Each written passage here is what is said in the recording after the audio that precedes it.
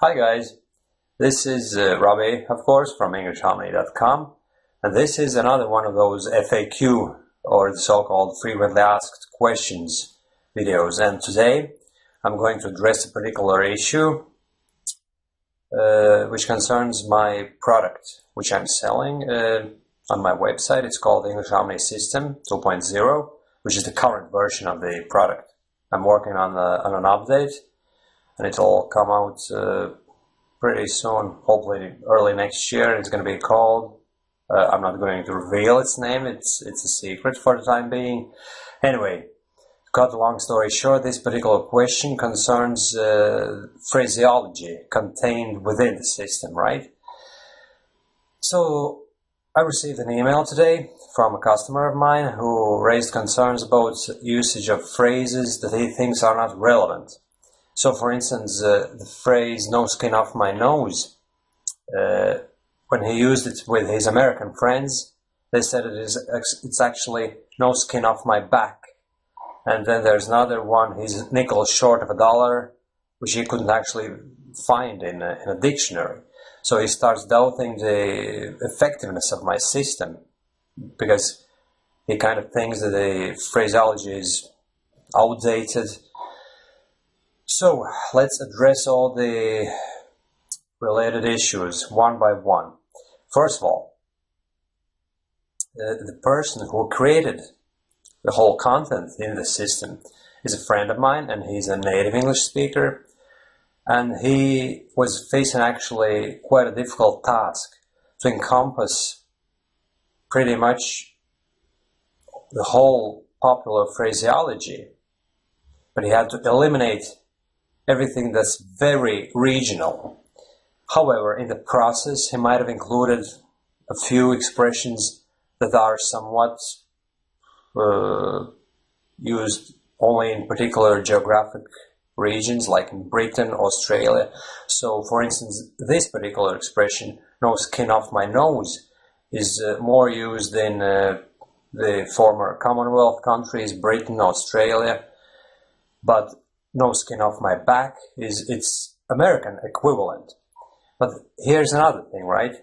It's not a completely obscure phrase, you see. Its variation is used on the other side of the Atlantic Ocean, right?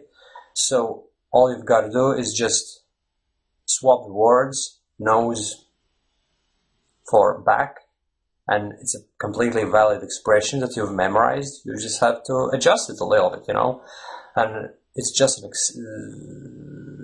exception. It's not a rule in the system, 90% of the vocabulary, phraseology, and idioms, they're used worldwide. And I actually recently published an article on my other blog, accentadventure.com, explaining that these days most phraseology actually is recognized worldwide because of the influence of the modern media and the internet. All phraseology becomes very popular everywhere in the world. It's not so geographically contained as 20, 30 or 40 years ago, And another thing is, which is a very, very important point that I want to make in this regard, the whole system works, for the most part, not so much by memorizing the exact phrases and idioms and being able to use them afterwards, which is a very, very, it's a big aspect of the whole thing, right? But mostly it works because you memorize speech patterns, sentences. And then when you speak, you develop your ability to produce automatic phrases and sentences, and you can swap the words around. So it's not so much about using the exact phrase as imprinting the actual sentence structure into your mind. And then when you speak, you can speak fluently and automatically, without much thinking, which is the first task of the system, My customers are, for the most part, they're struggling English speakers who who get stuck in the middle of a conversation, who plan their speech beforehand because they're so used to textbook-based studies, right? So the system has to overcome that issue, you know. So they have to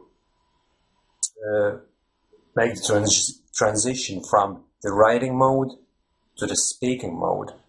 And all this constant memorization and dialogues contained within the system's 60 lessons, and I'm working on a set of 30 new lessons, so it's going to be 90 lessons after a while, plus those meditation lessons, so you're going to get 100 lessons in the system, right? So, which is a pretty decent number, I believe. So let's go back to the topic, which was, yes, actually the most important task that the system actually does is it reprograms, rewires your mind.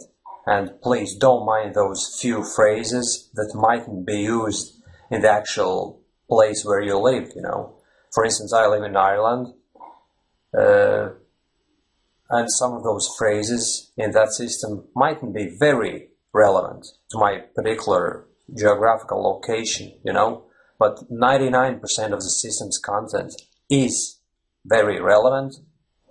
And anyway, when you live in your local society, you are going to pick up certain expressions that are used only locally, you know, which happens with me all the time. I'm picking up expressions and sayings that only Irish people use, and there would be no good elsewhere in the world, you know.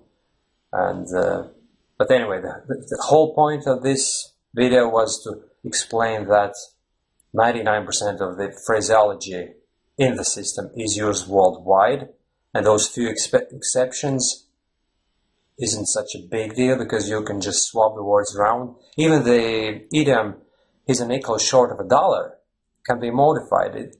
It has many variations. Sandwich short of a picnic, for example, which I actually heard in one of the recent Hollywood films. So it's used in the States. It's a very valid expression, and even though you couldn't find that particular one, "he's a nickel short of a dollar," the actual structure is still very relevant, you know. He's a something short of a something, you know. So the whole system is based upon this principle, embedding those sentence structures into your mind, and as a result you'll develop your fluency and your ability to speak without much thinking and planning, you know. And anyway, when speaking in real life, you'll be improvising a great deal, you know. You're not going to spew out only those particular memorized phrases, which is a requirement while doing those lessons, but it's only to discipline yourself, so to speak, because if you improvise from the get-go, you're not going to get anywhere with the lessons, you know. So you have to be very strict in the way you do the lessons, and if you stick 100% to the plan, you'll be able to speak fluently down the line so much more freely, you know. Anyway, I'm probably getting too carried away with this whole speech, so thanks for watching, and I'm really hoping that I addressed all issues concerning phraseology used in the English Omni system. Thanks for watching, and bye!